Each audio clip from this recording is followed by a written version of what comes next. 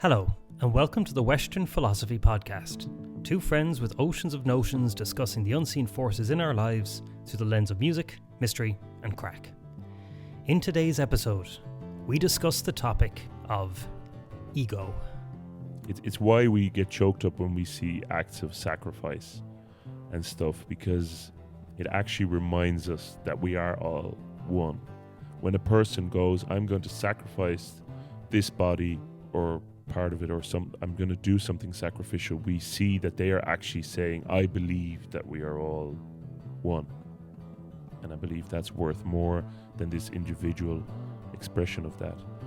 But then still, probably harder to actually do the other thing where you're like, no, I'm going to be good to this person. That is me.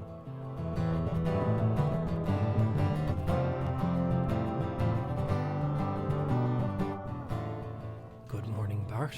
Good morning, Anthony. Will we pretend to ask each other how we're doing? Will we such pretend that we haven't been chatting for 15 minutes already? I saw on Spotify that there was an E in front of the episode, so I can say, you're such a cunt. Yeah.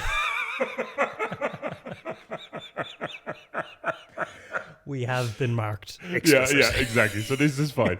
But Acast was very, very specific about that. Oh shit! I'm becoming self-conscious. Yeah. Is that in Ireland? I think that's still an okay swear word to use. Hopefully, we don't have too many American listeners. We have one Australian listener who's probably going to be fine with it, Oh, and two Americans who will probably be horrified. Yeah, but we still love you guys as well. Yeah. So, but I do want to know, how are you keeping? I'm good. Oh God. Okay. That's not going anywhere. What happened? What happened was, this is the first episode we are recording after we released our first episode. So we did like 4 or 5 that we recorded, and really just trying it out. We'd never done it before, and then there's probably 2 or 3 that are usable, and but this is the first one that we're doing after the first release. So you're kind of time traveling with us, yeah. Yeah, exactly. I mean, and we're gonna hopefully keep it closer to the actual day of release, and I think we will, because it's nice that people can join. And this is one of the bits of feedback we actually got, is that from my lovely sister. Hi. Hello, Bart's sister. Terrible. Anna. Does she have a name? Or? Yeah, she's called Anna. Okay. And she sent me a fucking voice note that was 20 minutes long. I was like, no. If we're stuck for content, we can just... Oh, yeah, well, we'll get her, yeah. For all our Dutch note. listeners, yeah. But, lovely feedback, but now you've derailed me already. What was I going to say about... Oh, yeah, but that'd be a bit of a dialogue with the listeners as well. Anyway, this is getting too much inside baseball. The thing is, we released it, and then we thought a good topic for today would be ego. Yeah. Because when you put something out in the world, the ego gets all kinds of nervous. It's so weird, man. I don't know about you, but I swap from going to...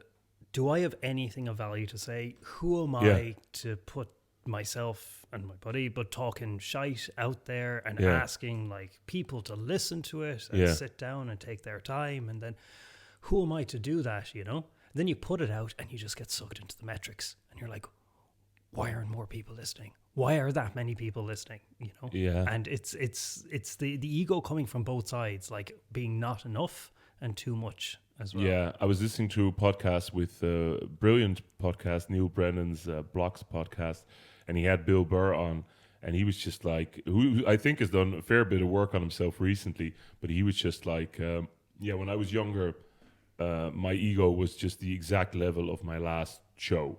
Yeah. So he was like, if it went great, he was like, you see, guys, I knew I was cool. And then it was shit. He's like, yeah, I'm garbage. And that's obviously, I suppose that's pure ego. But, well, actually, this is the thing I wanted to start off with, is how would you define it? I was thinking I would ask you this because you're slightly more academic of the two of us. I know, but you always ask me first, and then I drag things into the...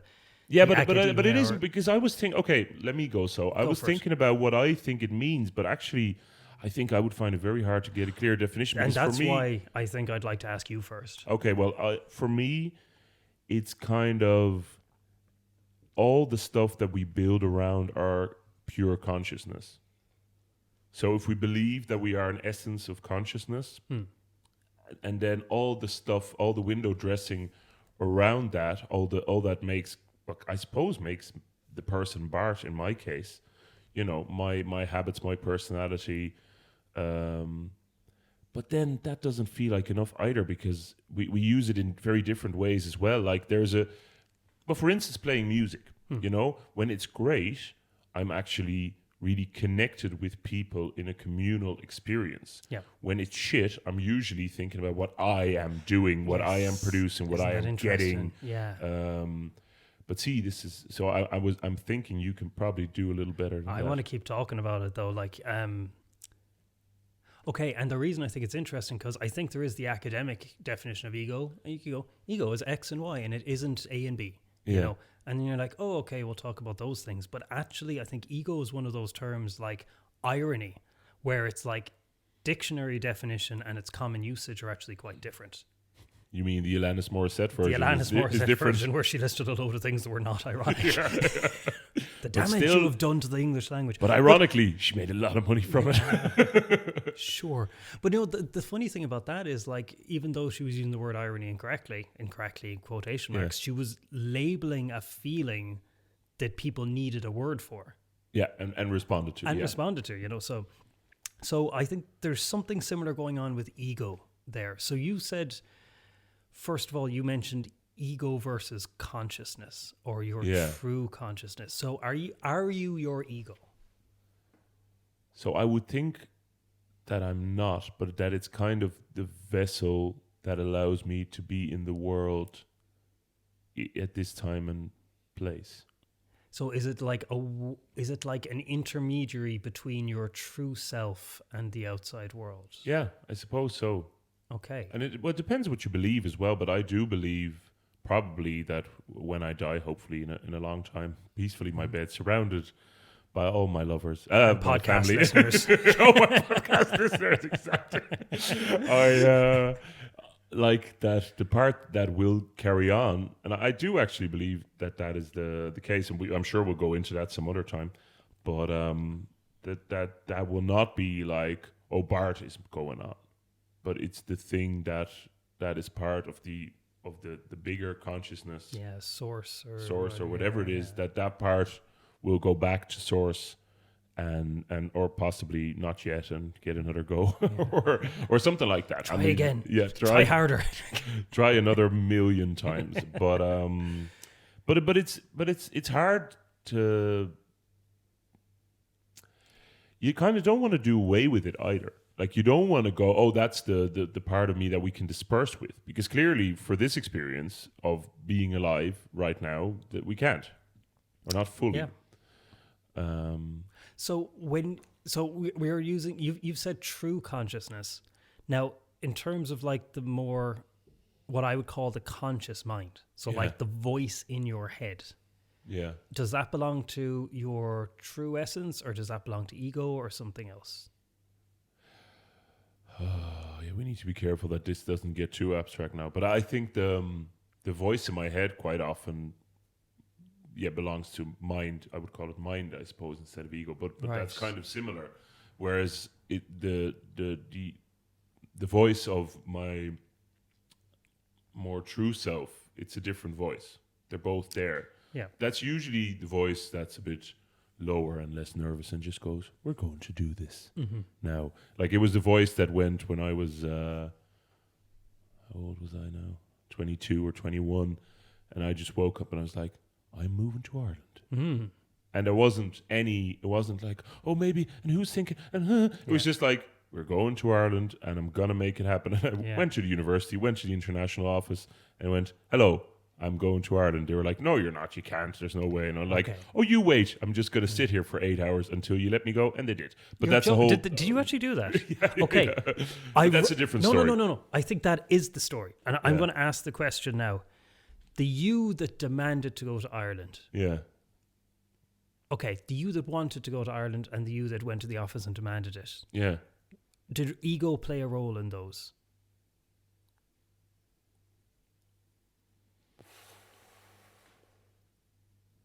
Yes, but tangentially, I would say. It came into the interaction with the other people, but the the force that was saying this is the direction we're going, I don't think that was ego. Okay. So I if we look at things like in terms of how Jung would have defined them, and I say this as somebody who has read exactly 2/3 of one book on Jung. We mean Carl Jung, Yeah, not any of the other Jungs. the young blood himself. From my understanding of it, and please, any Jungians do kick off in the comments. I need to be reined in on this, but my understanding of it is that there is the outside world, and there is the pressures of the outside world upon us, and then there is the inner world, and there is all the stuff that is going on inside of us. And then the commander-in-chief, that which carries out the needs of the inner world and engages with the outer world, is ego, according to Jung. And from my understanding, a lot of the inner work you do is to actually allow the ego to work, to manifest your will within the world. Now, will is the dangerous word there. Yeah. You know, so that's why I think your story is really interesting, because it does sound like your drive to go to Ireland did not come from a conscious, egoic, arrogant place. It sounds like it came from somewhere else, like a gut feeling or a need or something like that. But the way you carried it out, I would say that's pure ego. The way you went out into the world and you were like, right now, my needs, my drive is more important than yours. You know, and you go to the office and you sit there for 8 hours and you get what you want. Yeah. And your ego is happy. In a Jungian sense, I think that's what's happening there. So I think that's a very healthy expression of ego. Yeah. And so bringing it back to this week, how do you see your ego in that? Also, because I don't want to make it too. Yeah, I know we started off talking about ego and got straight into consciousness. Yeah, no, but it's great. Like, and I like what you're saying there. I like that idea of the commander in chief. Yeah, that's interesting. But that's another thing. Like the Alanis Morissette example, which is a very good example, because we use it differently. Quite often, we will kind of use it for something that's kind of gone a bit wrong. I'm like, oh, I'm a bit like, I will quite often, like, we play music very regularly, you know. So I would quite often come home to lovely Yvonne and go, oh, I was a bit in my ego tonight. You know, I wasn't just in touch with the communal thing that we were doing, and also, like, trad is such a communal thing. Tommy Tiernan has a lovely sketch about that. I think it was young Tommy Tiernan, like 2001 or 2000 or something like that. And he has this thing where he acts out what a jazz musician in an American club is like. And he does it beautifully, you know, with all, he's just there and he has the voice of some kind of Louis Armstrong kind of character. And then he does like the mouth trumpet and he does all that. And he just says, like, that guy is saying, Ara, I'm mad, fucking take it or leave it. And then he plays out what the trad scene is like, and diddly eye, and everyone's buck-toothed, and, you know, it's kind of a, as we are. No, but I mean, it's like, obviously, it's for comedic effect. But he says, like, it's much more like, Ara, aren't we all fucking mad? Yeah. And get on board with it, yeah. Yeah, exactly. But kind of when so the way I would use ego then is that I'm like, oh, I was thinking too much of who am I? Am I doing enough? Am I good enough? How are people seeing me? Instead of when I love it, I'm not thinking about any of those things. I'm just flowing with it. Well, yeah, and we keep talking around something here, which I think is basically, I think we believe that there are different aspects of mind. Yeah. You know, and the voice in your head is not necessarily the most important one. Yeah. I think that would be fair to say. And we need to realize that most of Western civilization does not think like that. But thank God Western civilization has different thoughts. But cogito ergo sum, you know, I think, therefore I am. Yeah. You know, whereas, like, that's what an awful lot of our civilization is based on, that the conscious mind, that which does the thinking is who we are, is the entire essence of our being. Whereas I would think that I really am not that which does the thinking. Yeah. I would think most of the important decisions and actions in my life have not come from me consciously sitting down and go, okay, now I need to do this and now I need to do that. And then I will They've been my reactions in the moment. They've been the emotions I've felt. They've been things I've done without thinking. The relationships I formed and things like that. I think those are far more important than this little voice in my head going, Anthony thinks like this, and that's my opinion on that, you know? It's also, it's such a different experience than the experience that anyone else has of you. Like I noticed this, like when I first started going to like a good therapist. I always think this is a good thing for people. Like when people are nervous going to therapy, sometimes what goes wrong, sorry for the tangent, is that they will go, I'm doing it now. I'm finally doing it. I'm going to therapy. And then they will go to an awful therapist and they will go, oh, therapy is not for me. Or even a very good therapist that just doesn't suit them. Exactly, that doesn't suit them. I've heard that, because I've people that I think are amazing where other people are like, oh, I'm never going back there again. But anyway, that was the little tangent. But he would actually, after talking to me for a while, he was like, it's so funny you think you're some kind of like selfish, untrustworthy bastard. And that's not who he saw in me at all. And then he would much more describe the exterior behavior. It's like, but see, you were doing this and you were doing that and you were doing that. You're not fucking people over. You're trying to help that person. This is not a way of making myself look good, by the way. We get it. Yeah, I'm fucking great. I'm just want all of you to know that I'm great. No, but the voice is not always accurate. It's fun. Like if that was the voice was the truth. Well, we weren't saying it was truth, but if it was me, it was actually the essence of me, I would be exactly what I sound like in my head. Your actions would be. And I think everyone, the reason I was, apart from obviously wanting to make myself sound like a fucking hero, the reason I bring up that example is because I think a lot of people, or a lot of nice people anyway, feel like that. Yeah. They actually feel like they're much worse than how everyone else experiences them.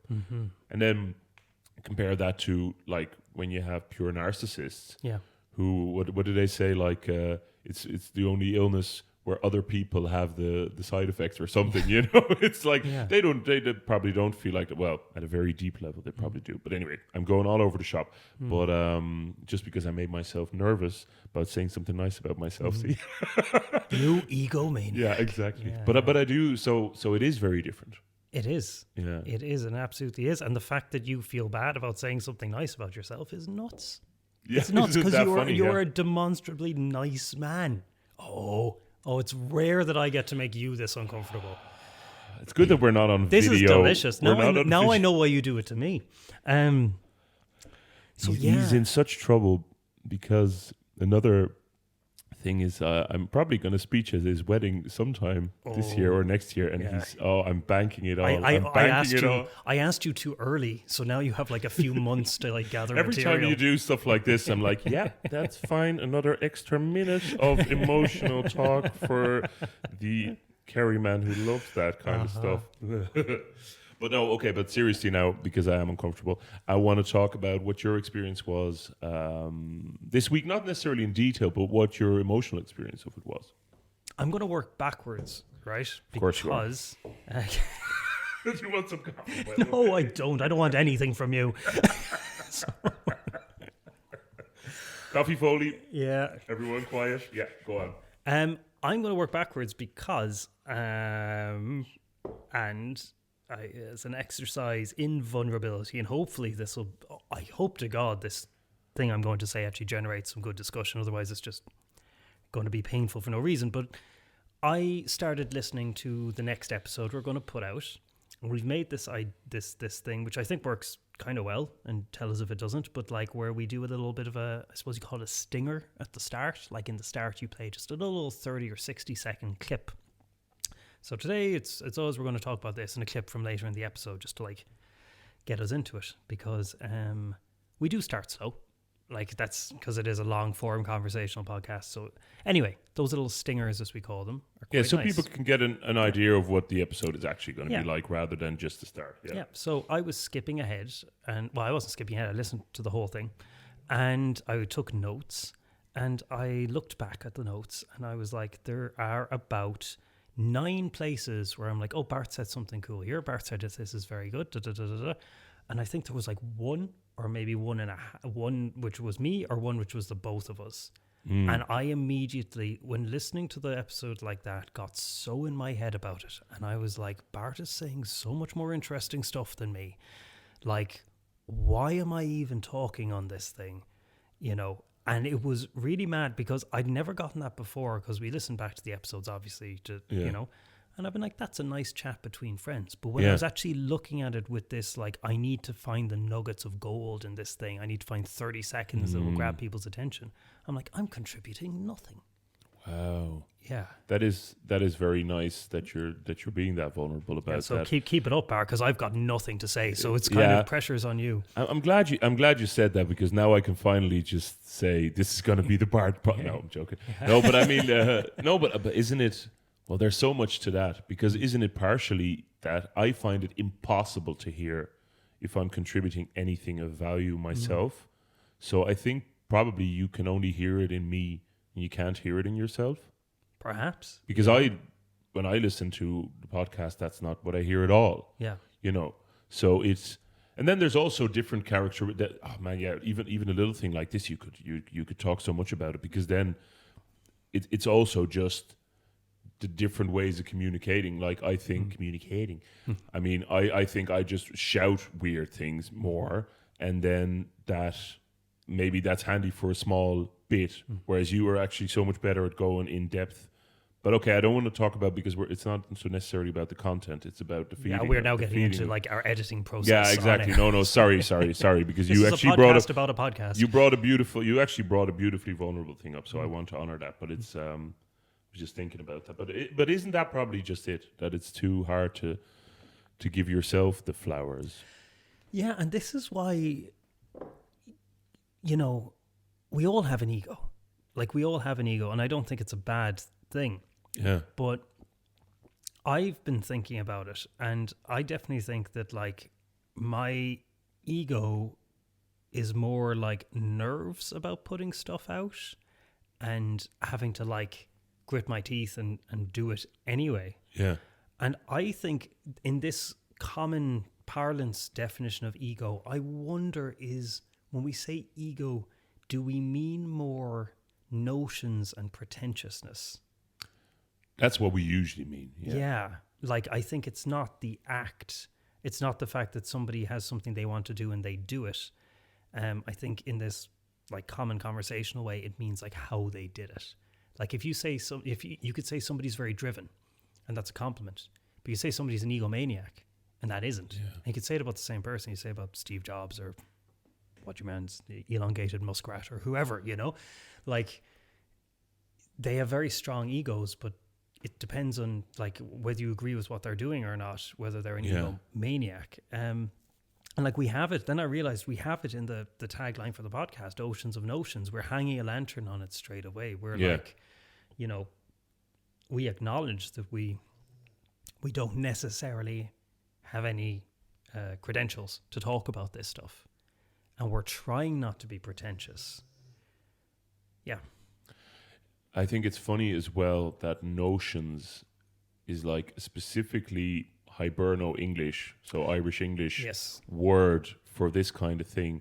I don't know if it exists in other languages. The only one I can reference is Dutch, and it doesn't. Like, Dutch only has, like, it 100% has, like, words for people that are egomaniacs or whatever, but they seem quite generalized words. Yeah. Like, it would be ego, or it would be narcissist, or something like that.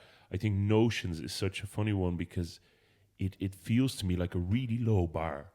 I know. It's like you hit the notions very quickly just by doing a podcast. Yeah. You've hit the notions. We have, yeah. The thing I really felt when we put it out this week was like, I'm actually sticking my head above the parapet now. Yeah. Like, no wonder some arrows are going to come flying. Yeah. But also because the notions level here is very low. But then again, people do.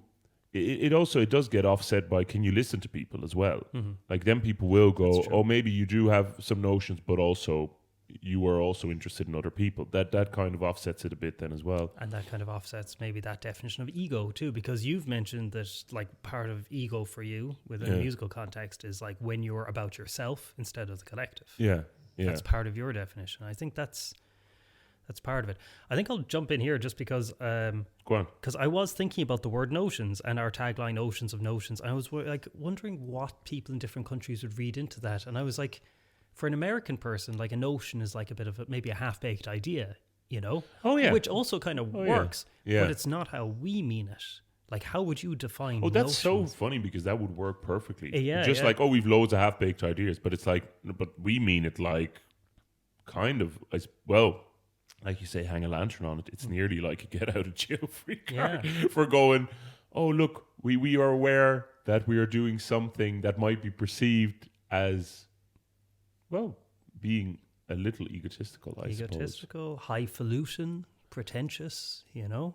It was the first thing when I said to my wife Yvonne that we were doing it. The first thing she said was like, in a joking way, but she was like, "Do you think that you've so much interesting stuff to say?"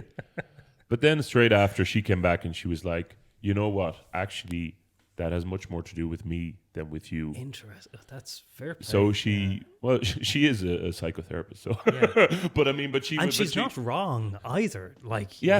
you know, we But I do think, and I explained to her then as well, of course, that I think we both believed that the thing flowing between us is actually the thing that we find worthwhile. Mm-hmm. Neither of us is like, actually, I'm just going to sit down and tell you the wonderful things in my head. Yeah. But we've noticed that when we talk together, it's greater than the sum of its parts, or we hope it is. Yeah. Even saying it now makes me uncomfortable. Isn't it Yeah. funny how quickly you get uncomfortable? I just want to be open and vulnerable, like you were Yeah. just there beautifully, and I actually feel I didn't meet that properly. I'm sorry. I was going to say that off, but I might as well say it on mic. No, Sometimes we bring something up, and there's so many things hitting me that I'm like, oh, I could go this way, I could go that way, you know. So I'm sorry about that, but good, man. but it's funny how uncomfortable we are. But I still want to get back to this week though, to kind of you already gave a big example of it. I felt intensely vulnerable. I think, and also at a meta level aware that we both are accepting of the fact that there will be negative feedback, because that is just always going to happen when you put anything out. There's going to be negative feedback, and I think it's actually something that we're both accepting of, and kind of a bit of a medicine that we think we both need to take. Yeah, saying things imperfectly and being comfortable with the outcome of that, and having each other's back with that. I was talking to somebody earlier this week about putting creative stuff out there, specifically like how creating is one thing, but releasing a creative act or a creative project to the world is very much another. And she was saying that you get to a certain point where you will be distracted, where the thing is made, and then all this other stuff will come up, and you're like, oh no, you should add this, you should do that. Oh, that's not good enough. Maybe change this, maybe change that. Actually, you should be doing this instead. Actually, you don't have enough cash. Actually, maybe you should respond to that email. And she's like, you just have to say, those are distractions. Fuck them. Get rid of them. Like, just get rid of them and just be bullheaded and go forward. And I would, if we are talking about ego as something that can be positive and negative, I think what that is doing is unleashing your positive ego. Like, if ego is that part of yourself that meets the outside world and facilitates the need of your inner world, you know, that ego needs to be strong. Not necessarily hard, not aggressive, but it needs to be strong because it's coming up against all the forces of the outside world.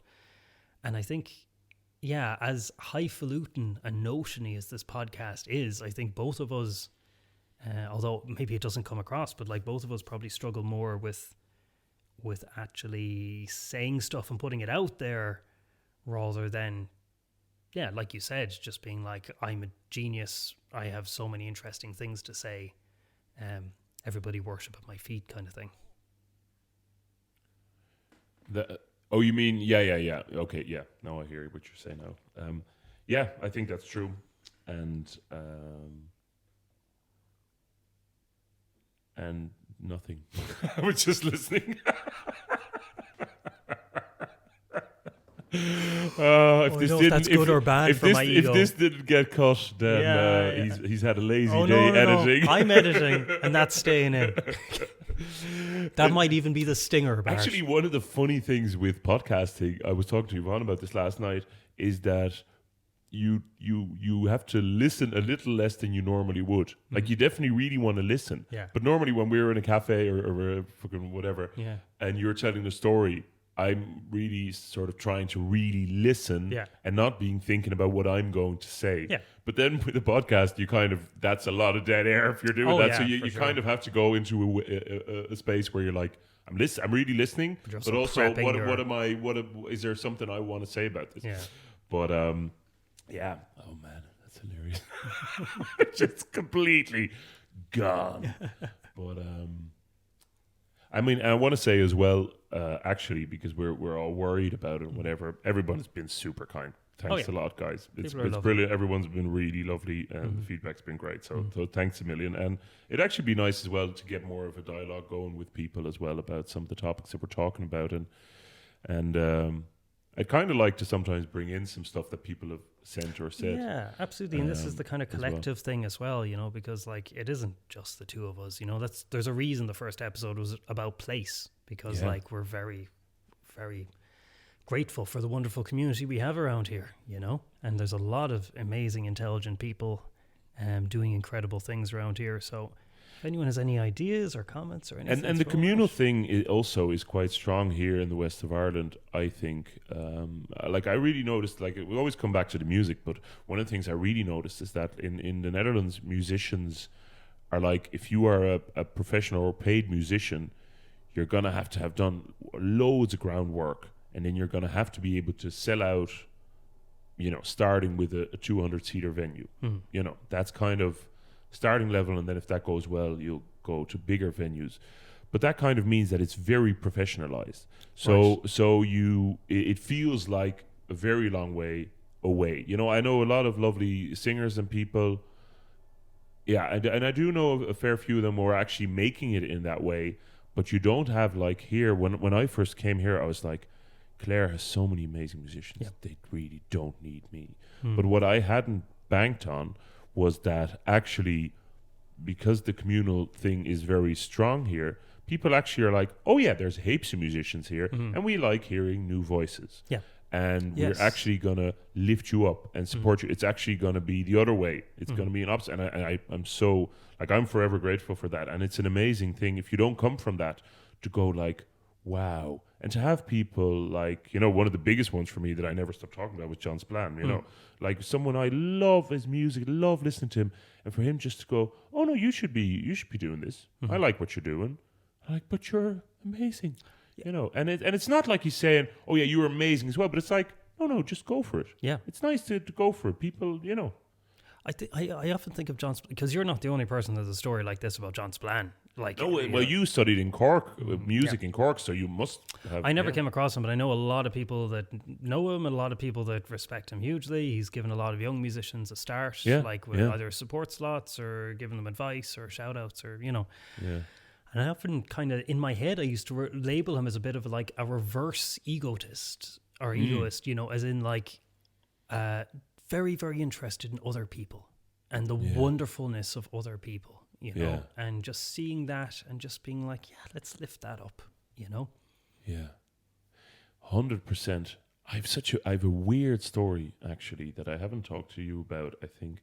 Oh my God, new content. Yeah, but this is it's a weird one. But I did a songwriting workshop with him, when we just came here. Someone had posted like, oh, he's doing a songwriting workshop.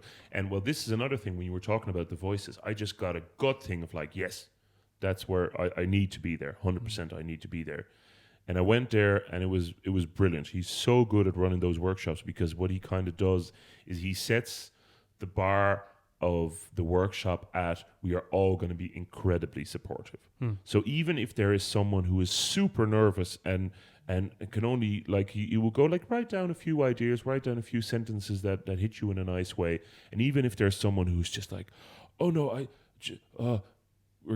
look at that one sentence that they put down and go, what I really like about this is that, and it isn't disingenuous. Like it is actually, he's so confident in the fact that everyone has something beautiful to say that it brings that out of people. Actually saying it, makes me nearly emotional. I love that. Well, I love that man, but I love that part of people as well. Like that's such a beautiful thing to be able to do for people. But anyway, so that was wonderful. We all wrote some songs. In the evening, there was a gig, and he really, during the day, he kind of came to me a couple of times saying, "Hey Bart, I'd love to hear more of your voice. Can you sing this for me? Or actually, that person wrote this beautiful song. Will you maybe sing a bit of that?" You know, and that was for me the kind of a ticket to go.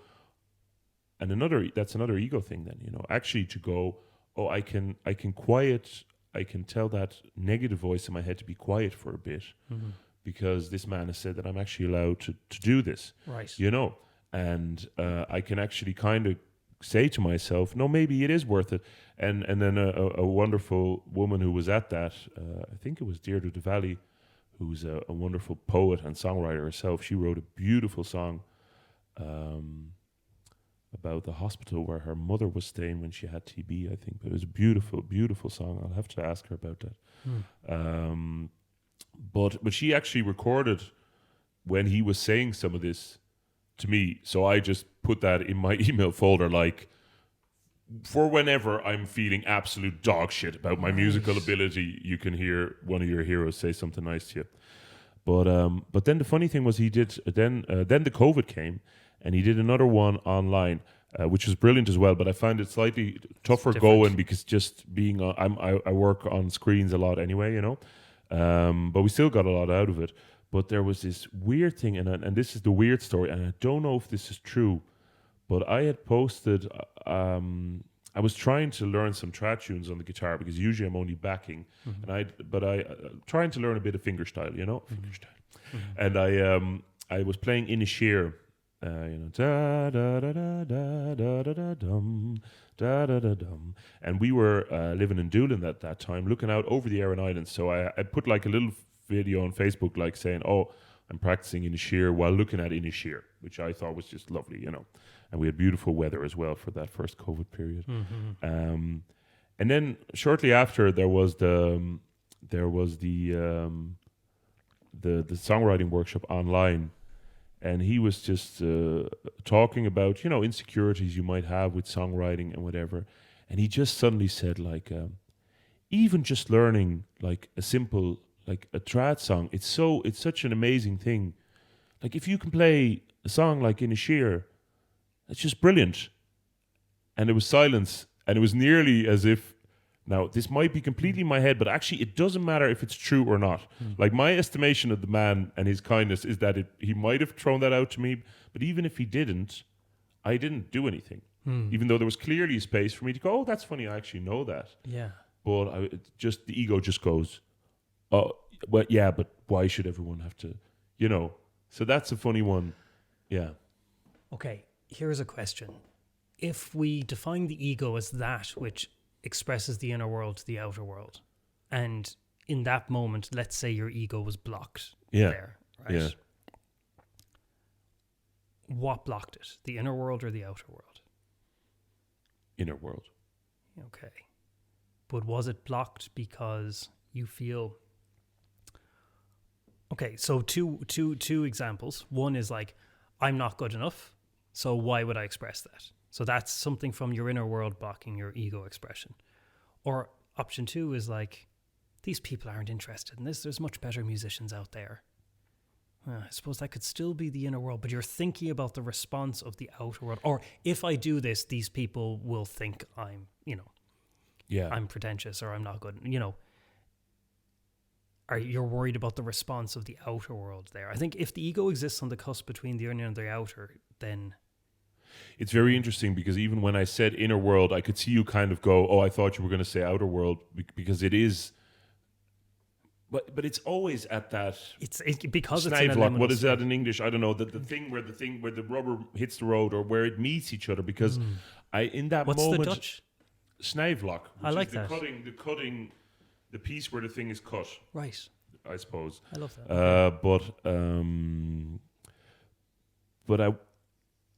it's so weird then, because I wasn't necessarily afraid. Like, I knew people weren't going to go, will you shut the fuck up, man? Yeah. You know, I knew that wasn't going to happen.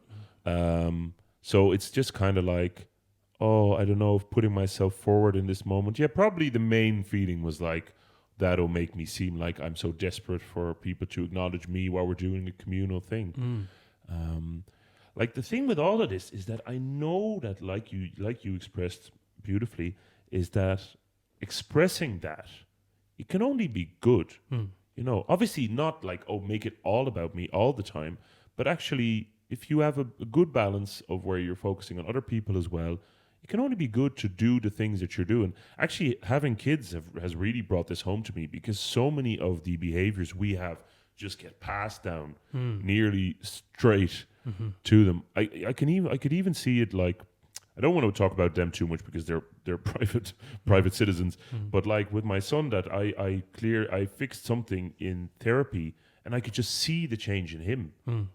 That he was just, I always wanted to be a very good boy, I suppose. And I fixed some of that by seeing a wonderful therapist. And I could just, the next day, my son was just like, I really want to be a messer. I remember saying this to you, like, it was brilliant. It was gas. And he was just, since then, he's been acting the maggot so much more. He said those words. Yeah. Right? He said it like, I want to be a messer. But before, he also had that kind of like stilted kind of, okay, better be a good boy. Yeah. You know, and I could see, like, in me, it's so ingrained, I suppose, that it'll take a bit more work. But because he was still young, and that a bit of that baggage was taken away, you could see, like, so that kind of, that all being a bit down on yourself crack that we kind of like to do for safety, you know, that kind of self-effacing, like the English are very good at that as well, you know, they can be like people like Hugh Grant or whatever, you know, very funny by being down on themselves, but it is also an unhealthy thing. Yeah. And then when you have children and you actually see them doing it, you're like, oh, fuck. I need to look after myself as well as other people. I think it was one of the, you have the bells ready. It was one of the rules for life in one of Jordan Peterson's books, where he's like, look after yourself as if you were someone who you are looking after. Yeah, that's a very good line. And we all have such a hard time doing that. No, for sure. Probably for the fear of rejection. What do you think? I don't know. I think it's where so to go back to Jung, there's like the unconscious, there's the ego, but where our self meets the outside world and societal pressures, that's the persona. So that's very much not our true, well, it's still part of us, but like that is the part of ourself we show the world that has obligations it needs to meet. Yeah. I remember a few months ago, our dog was sick and he had a sore stomach, and I was here alone with him. And like, when a dog is sick, there's a reason they use the phrase sick as a dog. The whole world stops. Their big sad head, you know, their sad eyes, they're just lying there like, I don't feel good. And I remember I was sitting down, petting him on his head, and I was like, it's okay, buddy. I'll do anything to make you feel better. You don't need to worry about anything. You don't need to do anything. You just lie here. You take all the time you need to feel better. I got this. And I was midway through that, and I was like, when I'm sick, I do not talk to myself like that. I'm like, you idiot, get out of bed. There's work to do. People are depending on you. Why are you like this? Why didn't you take better care of yourself? You moron, now you're down again. You know? Yeah. It's so strange, and it's so useless. Yeah. It's so useless. Like, if you're sick, you are sick. And you just need to take a beat, you know, definitely like that attitude. You wouldn't do it to a kid, you know. If your kid is sick, you're not like, get out of here, the fields need to be tilled. Like, you know, you. And the lovely thing about, while you were telling that story, he's such a sensitive dog, because Barney is usually sleeping on the couch while we were doing this podcast. Snoring and away. He was just like, you started talking about him, and he just went. Oh, he lifted his head, and he just looked at you like really intently. And then when you kind of said, oh, you're okay, buddy, or whatever, he just laid down in the most big yawn, and he was just like, oh. Because I can't see him because he's behind me, so Bart's facing him. But like, doesn't that show the power of these words? Doesn't that show the power of the talk? It's like, talk. Because I didn't say his name, because I didn't want to wake him up, but like he heard the, you know. He heard it, and imagine I can even feel a bit of sadness, like for you now, when I think like, oh, and you being so cutting to yourself, you know, and isn't it funny then that still it's easier for me to feel that about you than it is about me. Yes, than absolutely. it is about me. Like there was, you know, there's real value in sometimes when you write a letter to your younger self, for instance. I think we all have a slightly easier time being kinder to that version of ourselves. But then, I remember one time also, like I wrote I was made asked to write a letter to my younger self, and just like the therapist just go, do you think this is a nice letter? You know, like, no, but I'm trying to shield him from what's to come. It's like, it's not fucking time travel. Yeah. We're trying to integrate that part. Just be nice to me, you know. But and then I think when we can see, it's why we get choked up when we see acts of sacrifice and stuff, because it actually reminds us that we are all one. Yeah. When a person goes, I'm going to sacrifice this body or part of it, or I'm going to do something sacrificial, we see that they are actually saying, I believe that we are all one. Yeah. And I believe that's worth more than this individual expression of that.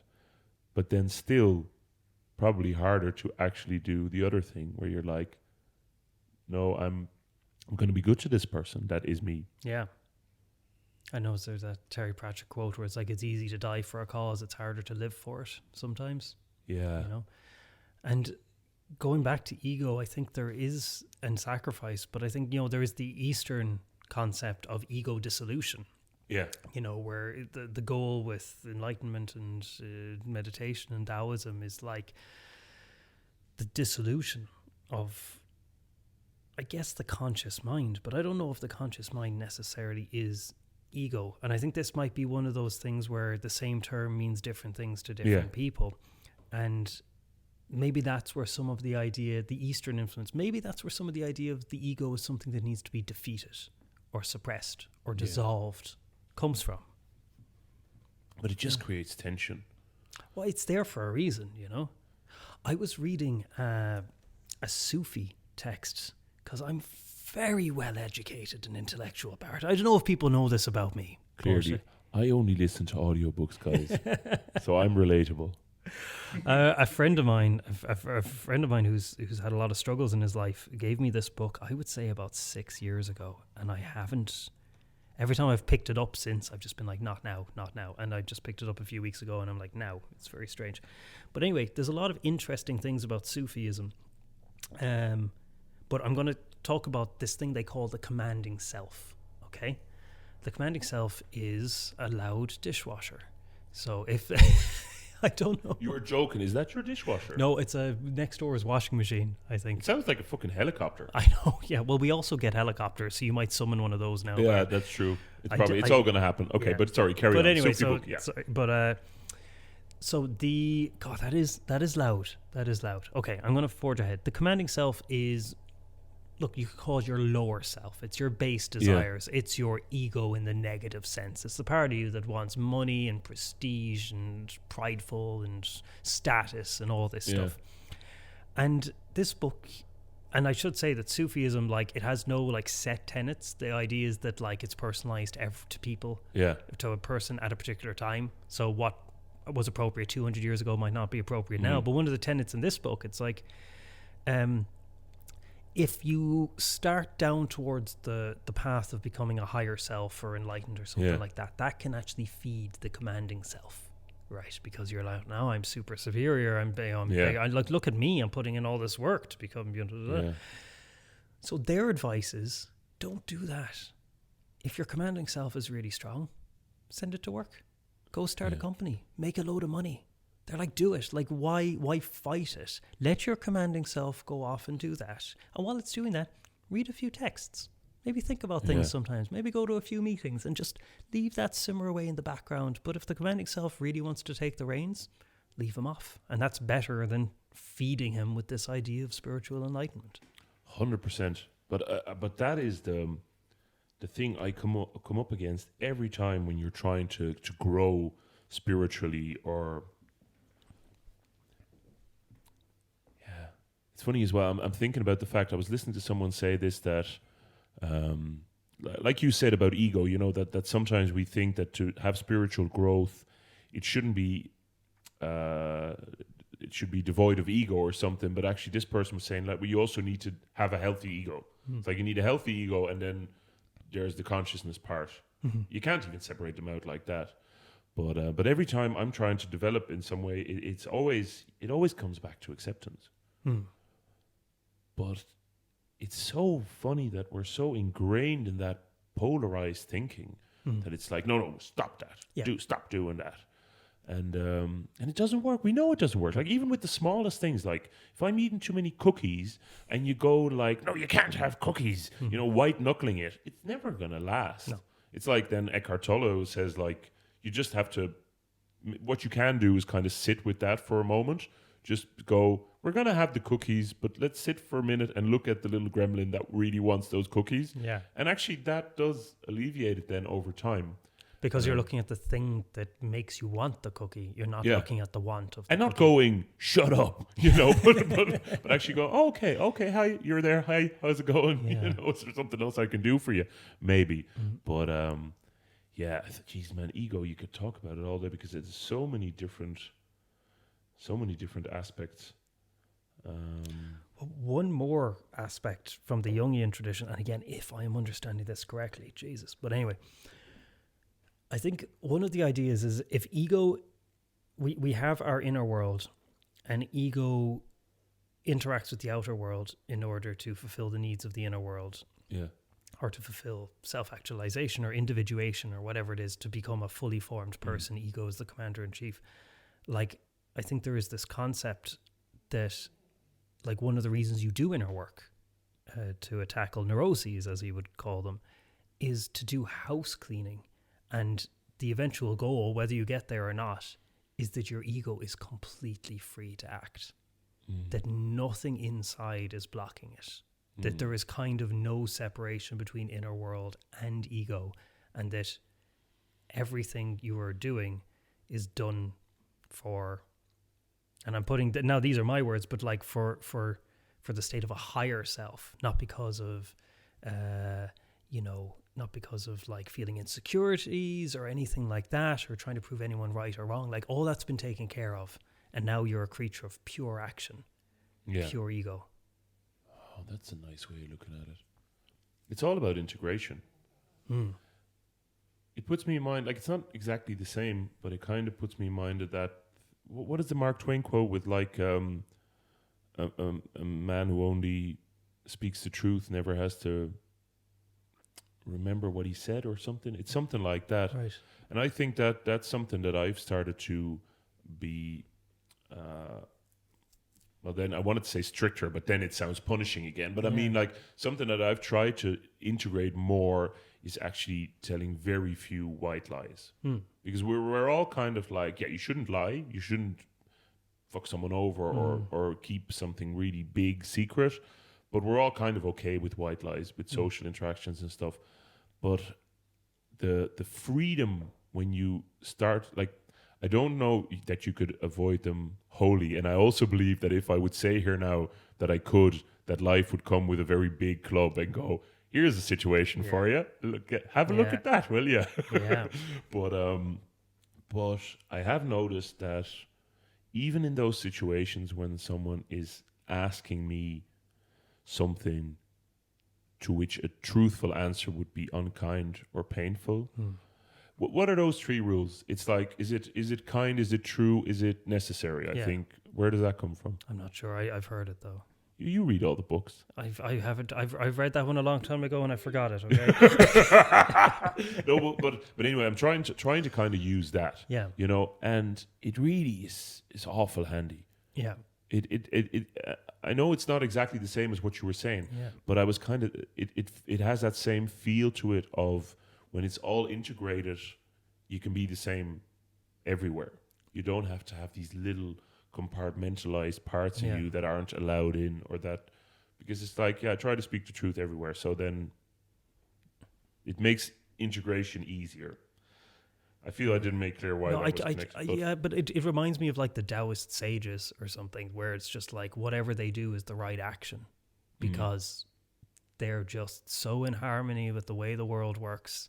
Yeah, that that's definitely not me. But yeah, but these that's things are an aspiration. It also kind of reminds me of the Lord of the Rings, where Frodo's like, Gandalf, you're late, and he's like, a wizard is never late, Frodo Baggins. Neither is he early. He arrives precisely when he intends to. I always just thought that was a bit of a cunty thing to say for him. But we could see it that way. But like when you actually know the background to the Lord of the Rings and like the actual role the wizards play and like the creation of the universe and stuff, you're like, oh, he's way bigger than any of the... Then like, you go in, why weren't you there 5 minutes ago? He's working on much, much bigger patterns and now I just want to talk about the Lord of the Rings because I really want to do an episode on Tom Bombadil. It's going to be brilliant. Well, that was one of the bits of feedback that we got, was that it'd be nice if we could allude to what the next episode is going to be. But I think often we don't really know. But we are planning to talk about stories fairly soon. Yes, yeah. And we're going to have a few guests on as well. And we'll pit our egos against their egos and see who comes out stronger. Yeah, I want to see blood on the microphone. That's the main thing. But I think that was fabulous, brother. Is there anything else you feel like saying about that? I just find that was a really interesting conversation. And I also don't want to bring it grinding to a stop, but I just thought... Well, no, nice. Like we have to end it at some point and in some way. So if you have to throw the emergency brake on the train, that's fine.